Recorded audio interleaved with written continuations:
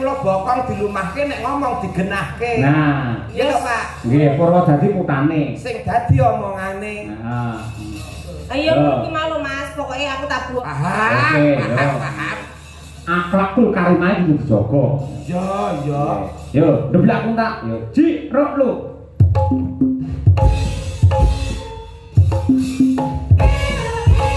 Sik Mas, salah. Kuwi tetep. Coba. Panas udan panas aling-aling. Nadyan wadon sarato Ora suling.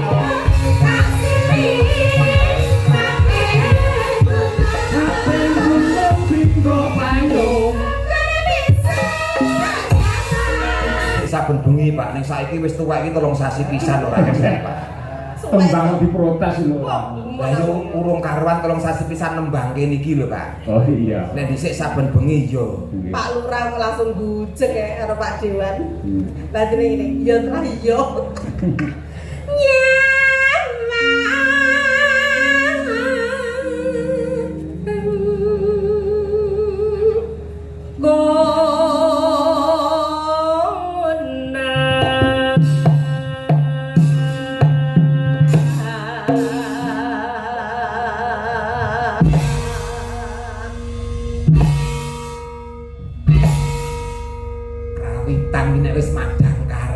Seniman pilihan. Jos.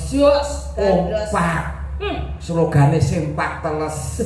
Aja purno lho, Guys. Semangat kompak anti lemes. Wah, semangat kompak anti lemes. Saben aku mumbul mesti dijengglek. Madangkara. Kompak. Hebat. Dangger kowe jengglek apa mumbul Mesti dijengglek. Lho buktine ora enek kok pengrawit aras-arasen mongko pendak dina Pak Yoyo ki wayangan. Nek tetep kompak. Iki pengrawit ngene iki sing perlu diundake kesejahteraane iki. Oh, ayo ini. Sarjana seni. Ora kompak, Rek. Nun? Ora kompak. Yo biasane ngono kuwi, Pak. Penyusup iso ngono kuwi, Pak.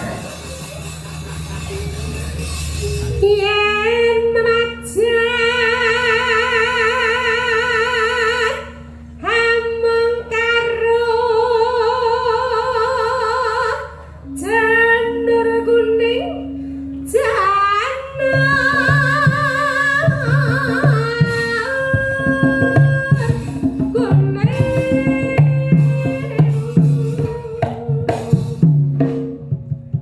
Teh nono sak tekaku. Jenenge kompake Madangkara yo ngene. ndak ngumpul ta. Oh, aku rung ngumpul dijengglek. Telak Padang lho, Rek. Yo wong jenenge wayangane teko esuk kok Pak alon-alon wong nyet wong tuwek iki rada suwe kok, Pak.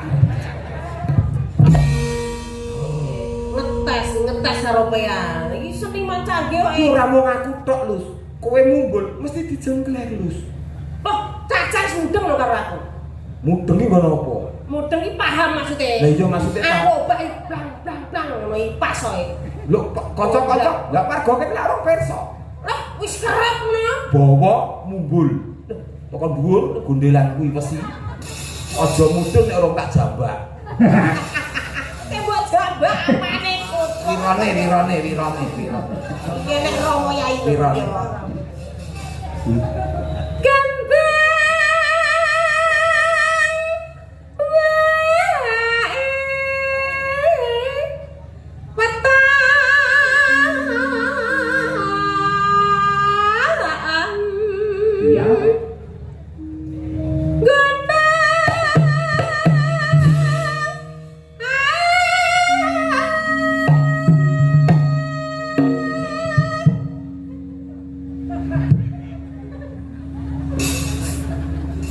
Persis kayak sapian meletong persis. Ancang-ancang dhisik. Ngono lho meneh kode metong kok pangan ku letong ku. Letong. Oh, kreasine dhewe-dhewe ya, Mbak ya. Iki lho. Guna.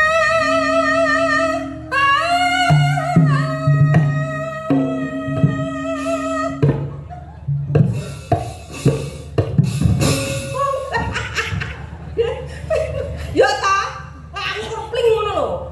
Ya matur matur to, nyuwunmu ki sing kepiye? Matur sing becik karo kanca-kanca. Maksudnya ini lho Mas, lah aku ngumpul ya kendang anu gareng ngono ki ditabuh barang-barang ngono lho.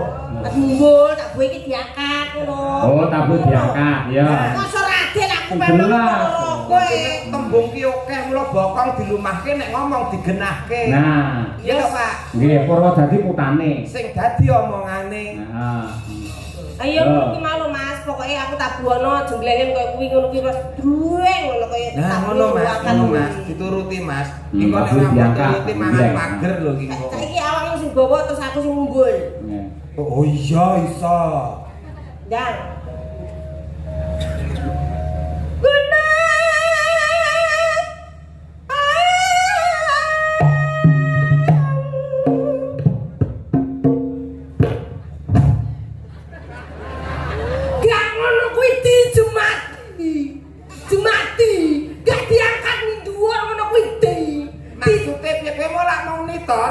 mumbul diangkat lak ngono to. Maksud diangkat ning dhuwur ditabuh siji-siji koyo awakmu mau lho.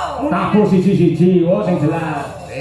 Wis untung ya Pak Bale. Nuruti kok. Nuruti wong mekrok ki angele kok era. Pak No injan gak somet mbak aku aja iki lho Pak No. Cak No. Langsung viral. Gunda.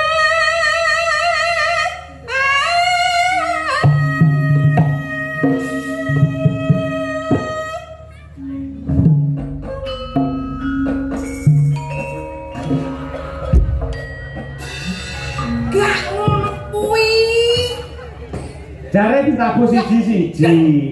Munine lho piye? Munine ki lho piye ngono lho. Nabuh iki munine piye? Munine iki bareng jeng ngono lho. Muni ditabuh jreng lho. Oh, ndane tak jreng.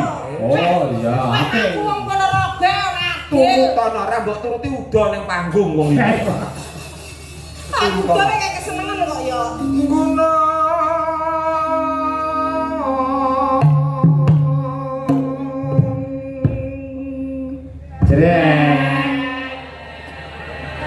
Gak mbok tabuhi rapatek.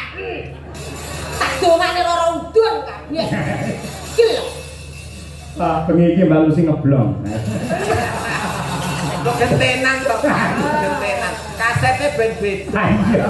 Gentenan. Padahal kudu diwolak-walik kok. Oke, ra diwolak-walik gosong. Kosong. Saiki ben kowe. Pak Cinta.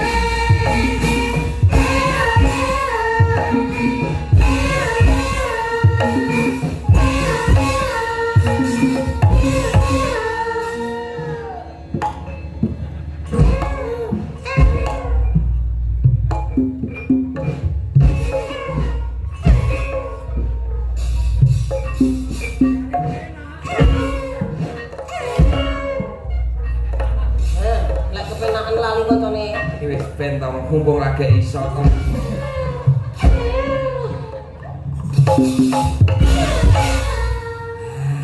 Ning Ponorogo iki kota santri. Kudune dhek berkarya dengan penuh etika. Sampeyan ngenjleng Mbak Lucy olehne aja didepne Mbak Lucy. Jenenge enggak sopan. Maksudnya sirahe Madhepe rono. Oh, ngono kuwi aja langsung madhep rene. Ayo. kok madhepe mriko ngoten to? Nggih, ayo. Ngerti to, paham to? Paham. Oke, Paham. Akhlakul karimah kudu dijaga. Yo, yo. Yo, ndeblak kuntak. Yo, Ji, rok lu.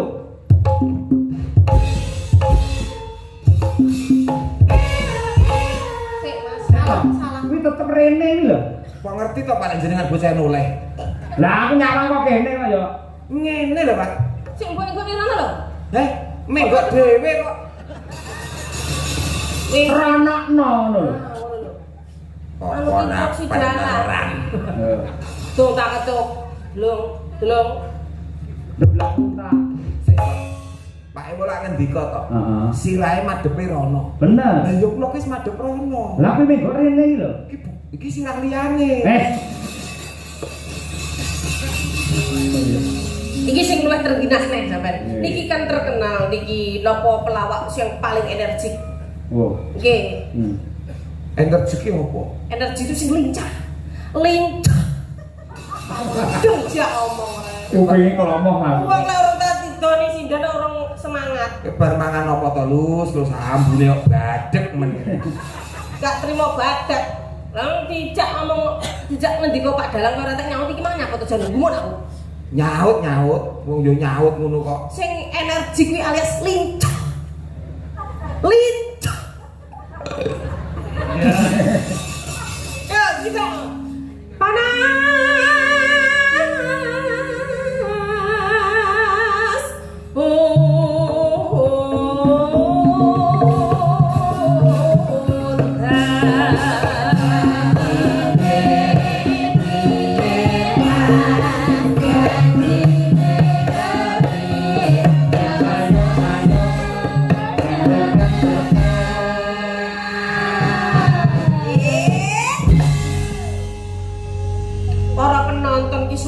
Biasa lek rung jendleng iki sak mumbulan wis biasa. Pelawak-pelawak kan mumbul sak ping 20 biasa. Lah terus piye? Nek siji ya opo sini-sini no makmu adoh kok kulon kono kok. Lah kudu ping piro? Lah ya sesuai sing nak bocah nom-nom sigak jeng minimum 10. Jalukmu ping piro? 10. Tak turuti. Sapa ngerti iki permintaan terakhir. Sesuk sing nang awi ku ora 10 ngono lho Pak maksud iki. Kalau ngamarin teratak sama ini ngendika ora. Sing nang awi sok mbek iki cukup 5. Oh iya. 10 kok. Ayo. Tulang tak.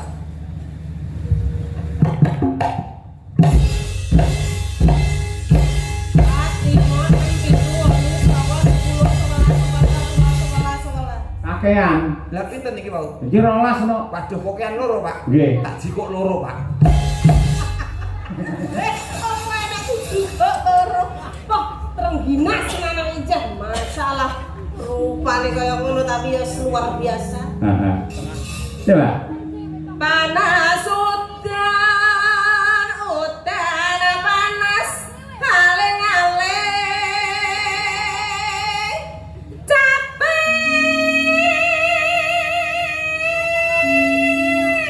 kena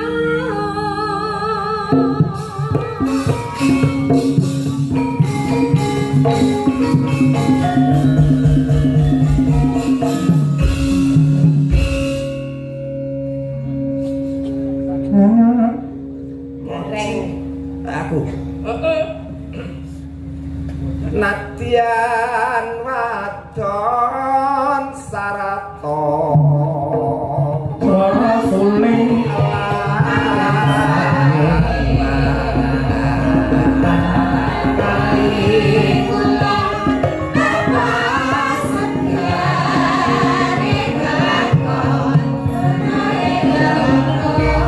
masuk kan kami pun sampai dulu.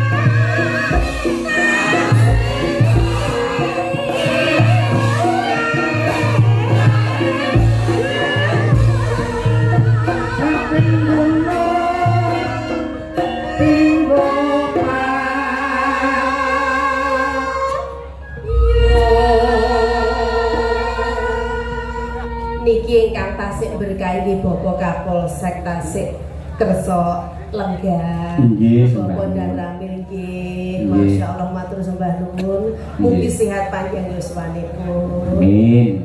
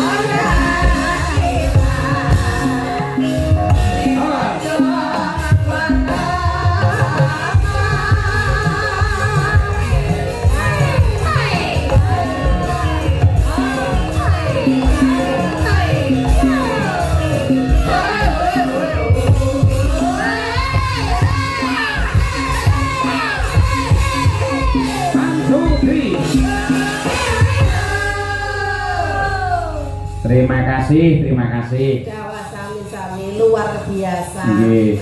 Tembang menika kula wau dilaporaken dumateng para pepundhen kula, para guru-gurunipun, mbah kiyainipun anak kula pun Brahma Kesawa ingkang lenggah wonten ing Ngabar. Mbahe Brahma ya kuwi Mbah Kung Wahid, ya sing wis ngrengkuh Brahma kaya putune dhewe. Pak Jainul dimekaten wis kaya bapake Brahma dhewe teng mriki. Ugi Pak Nasrul lan sedaya kemawon Bu Maryam ingkang nyatanipun ya karo mblonthah santri ning ya tetep tresna kalih budaya. Ya, luar biasa. Boten kata lupen ugi dumateng penggemar setia Ki Cahya Putati wonten channel YouTube kata sanget ingkang rawuh dalu niki. Wah nggih. Salam nggih. Kleben menika dipun tenggani kalian anak kula lanang Mas Nanda menika mahasiswa isi Surakarta. Jurusan pedalangan sing sok ngasta wonten mriki Mbak Lucy, Mas Nanda niku. Oh, ngaten. Iki putahe. Nggih. Mas Nanda ndi? Ndele. Oh, nggih. Oh, niku nggih. Wis tau dijak. Blas. Nggih, siap kapan mriki dalang muda luar biasa. Nggih, leres. Yang pernah meraih beberapa prestasi juga. Alhamdulillah. Kan tegese wayang ora bakal punah mergo tuwuh generasi dan generasi lebih baik terus. Nggih. Menika wonten awala saking Pepunden kula Baka Haji Suli Daim MM, Wakil Ketua Komisi E, Wakil Ketua Fraksi PAN ingkang ngersakaken lelagon